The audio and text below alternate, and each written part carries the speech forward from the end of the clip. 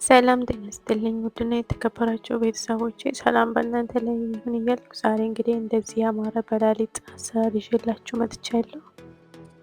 በመጀመሪያም ድስታችን ላይ የምንፈልገውን መጠን ያክል በላሊጣችንን እንጨምራለን። እኔ አንድ ተግማሽ ነው እንደምታዩት የሰራሁት፣ እናንተ እንደ ፍላጎታችሁ ማለት ነው። ከዛም በኋላ ዘይት እናደርግና እናማስለዋለን።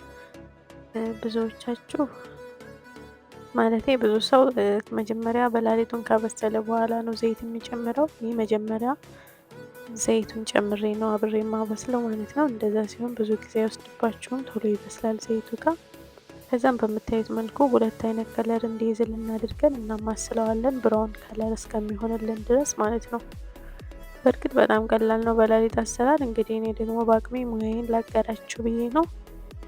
እስከ መጨረሻው በመከታተል ከወደዳችሁት ላይክ፣ ሼር፣ ሰብስክራይብ በማድረግ አበረታቱኝ። ከዛም በኋላ የበላ ውሃችንን በላሊጣችን ላይ ጨምረን ከ3 እስከ 5 ደቂቃ እንደዚህ እናበስለዋለን ማለት ነው። ከዛም እናጠነፍፈዋለን ማጥለያችን ላይ። ከዛም በድስታችንን ባዶ አድርገን ዘይት እንጨምርና እንቁላል እንሰራለን ማለት ነው። እኔ ከበላሊጡ ጋር ስለሆነ እንቁላል የምሰራው በዚህ መልኩ፣ እናንተ እንደ ቂጣ መጋገር ከፈለጋችሁ በመጥበሻ የብቻ ማለት ነው።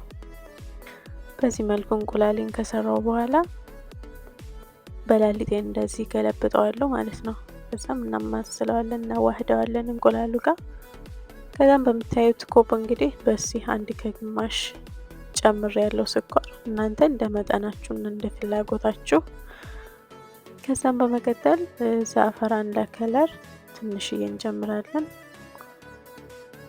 ከዛም ሲናመን ፓውደር ወይም የቀረፋ ፓውደር ትንሽ እናደርግበታለን፣ ጣዕሙ ቆንጆ ይሆናል። ከዛም የተፈጨ ሄል በምታዩት መልኩ፣ ሮዝ ዋተር እናደርጋለን ወይም ማይወርድ የሚሉት አረቦቹ ማለት ነው።